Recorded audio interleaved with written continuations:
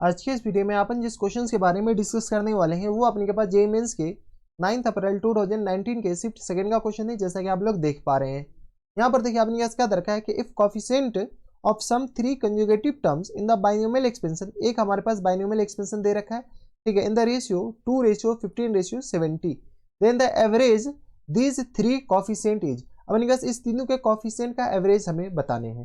चलो यहाँ से हमारे पास दे रखा है x+1 इन पूरी की पावर n। इसका जो अपन के पास जो रेशियो दे रखा है ना, 3 कंजुगेटिव जो टर्म है उन तीनों टर्म का जो रेशियो दे रखा है वो इसके बराबर दे रखा है। चलिए सबसे पहले अपन का जनरल टर्म बताओ तो जनरल टर्म अपन के TR+1 किसके बराबर जाएंगे, तो NCR, और x की पावर अपन के जाएंगे n-r के बराबर, और इंटू 1 की पावर r लिखना कोई जरूरी है नहीं। तो अगर आप गौर से देखो तो ये NCR ही अपन के पास इसका क्या होंगे, कोफिशिएंट होंगे। तो चलो हमारे पास कोफिशिएंट 3 कंजुगेटिव टर्म्स है, कौन से अपने के पास 3 कंजुगेटिव टर्म्स। तो हम क्या करते हैं, एक तो अपने पास TR ले लेते हैं, एक अपने पास TR+1 ले लेते हैं, और दूसरा अपने के पास TR+2 ले लेते हैं। इसका जो अपने के पास रेशियो दे रखा है वो दे रखा है 2:15 या तो इसको ऐसे लिख लो, ठीक है, ताकि ज़्यादा बेटर रहे। इक्वल टू अपने के पास किस आ जाएंगे, अपॉन में 2 और अपॉन में 15, और ये आ गया अपने पास अपॉन में कितना 70, ठीक है। ये तीनों बराबर दे रखा है। टी आर, आर की जगह अपने पास क्या ले किया, अपने पास आर हो जाए तो r-1, ये किस आ जाएंगे NCR-1 और होल अपॉन में 2 के बराबर, इक्वल टू NCR और होल अपॉन में 15 इक्वल टू किस बराबर देंगे, तो NCR+1 और होल अपॉन में 70। ये तीनों आपस में बराबर है। चलो किसी दो को लेकर के आके सॉल्व करते हैं। चलो हम इसको लेकर के सॉल्व करें, NCR-1 और होल अपॉन में 2 इक्वल टू अपने के पास किसके बराबर, तो इक्वल टू आ गया अपने पास NCR और होल अपॉन में अपने के आ जाएंगे 15 के बराबर। कोई एतराज, यहाँ तक हमारे सबसे कोई दिक्कत परेशानी नहीं होनी चाहिए। चलो इसको सॉल्व कर लो, तो ये आ गया अपने पास n और होल अपॉन में किस आ जाएंगे, तो r-1 और इंटू किस आ जाएंगे n-r और +1 बराबर, और ये आ गया मल्टीप्लाइड बाय 1/2, हम यहीं पर लिख देते हैं, इक्वल टू यहाँ से सॉल्व कर लो, तो n होल अपॉन में आ गया अपने पास r और इंटू आ गया अपने किस बराबर n-r के बराबर, ठीक है, और मल्टीप्लाइड बाय 1/15 के बराबर। यहाँ से हमारे पास एक इक्वेशन बन करके तैयार हो जाएगा।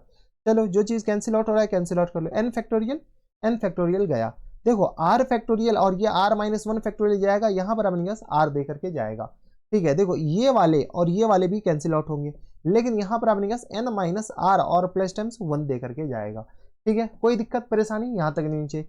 चलो अब क्या करो, क्रॉस मल्टीप्लाई कर लेते हैं। तो क्रॉस मल्टीप्लाई करोगे तो ये किस आ जाएंगे 15r इक्वल टू किस आ जाएंगे 2n माइनस टाइम्स 2r और प्लस टाइम्स 2 के बराबर, ठीक है। ये आ गया अपने के पास 15r, सबको इधर भेज देगा, चलो सबको इधर ही भेज देते हैं।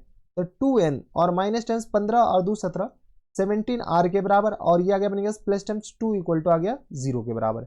हाँ या ना, ये हमारे पास एक इक्वेशन आया, कुछ नहीं किए, 15r को हम इधर ही भेज दिए हैं, तो ये किस बराबर जाएंगे, तो ये 2n 2r और 2, तो सबको अपने थोड़े से सिंप्लीफाई कीजिएगा, ये आ गया। इसको इक्वेशन नंबर 1 मान लीजिए। इक्वेशन नंबर 2 कहाँ से आएगा, तो इस दोनों को लेकर के कंपेयर कर लेते हैं।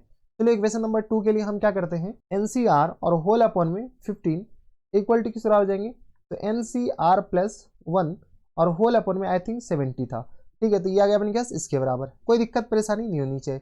तो 15 चौका 60, 15 से तो कैंसिल आउट होगा नहीं, ये आ गया अपने पास 35, और ये आ गया अपने पास किस बराबर 3 पंचे नहीं 3 पंचे 15, और ये आ गया 35 दूनी 70 है भाई, क्या है, ठीक है। तो ये आ गया अपने पास किस बराबर, तो ये आ गया अपने के पास 14 पंचे 70, 35 और ये 3, इसको सॉल्व कर लो फिर से। तो ये आ गया अपने पास n होल अपॉन में आ गया अपने पास r into n-r equal to आ गया किस बराबर n होल अपॉन में आ गया अपने पास r+1 और इंटू किस आ जाएंगे n-r-1, ठीक है। और यहाँ पर अपने पास मल्टीप्लाइड बाय में कर दो 1/14, इधर भी अपने पास मल्टीप्लाइड 1/3 के बराबर, क्योंकि 3 तो इधर भी बाकी रह गया हुआ है ना। चलो अब अपने पास थोड़ी सी चीज़ों को कैंसिल आउट करना स्टार्ट करो, n गया, ये देखो r+1 जाएगा r से, और यहाँ पर अपने पास r+1 दे करके जाएगा, ठीक है। इसमें अपने पास ये ज़्यादा, ये और ये कैंसिल आउट होगा, यहाँ पर अपने पास n-r दे करके जाएगा। चलो अब अपने पास थोड़ी सी चीज़ों को कैलकुलेट मतलब ये कर लो, सिंप्लीफाई कर लो। तो यहाँ से अपने किस तरह आ जाएंगे, तो ये आ गया 3n और माइनस टाइम्स 3r के बराबर, इक्वल टू इसको क्रॉस मल्टीप्लाई कर लो। तो चलो क्रॉस मल्टीप्लाई, इसको क्रॉस मल्टीप्लाई थोड़ा सा सही से लिख लो, ठीक है। तो ये किस तरह हो जाएंगे तो 14r और प्लस टाइम्स 14 के बराबर इक्वल टू किस आ जाएंगे 3n और माइनस टाइम्स 3r के बराबर, हाँ है ना। चलो इसको अपने पास क्या करो 3r, तो ये आ गया अपने पास 3n और माइनस टाइम 14 3 17, तो 17r और माइनस टाइम्स 14 इक्वल टू आ गया 0 के बराबर। कोई एतराज? तो ये हमारे पास दूसरा इक्वेशन आ गया। एक बार कैलकुलेशन देख लेना, इक्वेशन नंबर 2, तो ये आ गया अपने किस बराबर 14r इधर जाएगा तो 14 3 17 3n और ये आ गया -14 के बराबर।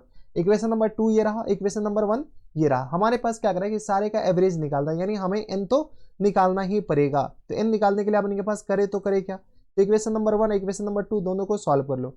अच्छा ये भी -17 है, दोनों को अपने पास ऐड ही कर लेते हैं ना, सब्ट्रैक्ट कर लो इक्वेशन नंबर 2 और माइनस इक्वेशन नंबर 1। ठीक है, इक्वेशन नंबर 2 और इक्वेशन नंबर 1 दोनों को सब्ट्रैक्ट करो, तो ये किस बराबर जाएंगे 3n माइनस 17r और माइनस 14 इक्वल टू 0 के बराबर। और इक्वेशन नंबर अपने पास 1 क्या है 2n माइनस 17r और माइनस टाइम्स किसके बराबर है, तो प्लस टाइम्स 2 के बराबर है, इक्वल टू आ गया 0 के बराबर। चलो जैसे हम सब्ट्रैक्ट करेंगे साइन चेंज होगा नीचे वाले का, तो ये आ गया माइनस के बराबर, ये प्लस और ये रहा माइनस, ये कैंसिल आउट होगा, तो ये किस बराबर जाएंगे तो n के बराबर, हाँ है ना। और ये आ गया माइनस टाइम्स 16 इक्वल टू आ गया 0 के बराबर, यानी n इक्वल टू यहाँ से आ गया अपने के पास 16 के बराबर। जैसे n इक्वल टू 16 के बराबर आ गया तो r बता सकते हो गया, r का वैल्यू क्या करो इक्वेशन नंबर 1 2 में पुट करो, तो किस आ जाएंगे 3n और ये आ गया 3n यानी 3 मल्टीप्लाइड बाई 16 और माइनस टाइम्स 17r और माइनस टाइम्स 14 इक्वल टू 0 के बराबर, हाँ है ना। यहाँ से अपने पास क्या करो r निकालो, तो ये आ गया अपने के पास 16 32 16 3 48 48 और माइनस टाइम्स 14 और minus times 17r equal to आ गया 0 के बराबर। ठीक है, तो 14 में से 8 में से 4 जाएगा तो 4 बचेगा और ये आ गया अपने पास 34 minus times 17r equal to 0 के बराबर, यानी r इक्वल टू आ गया अपने पास किस बराबर 2 के बराबर।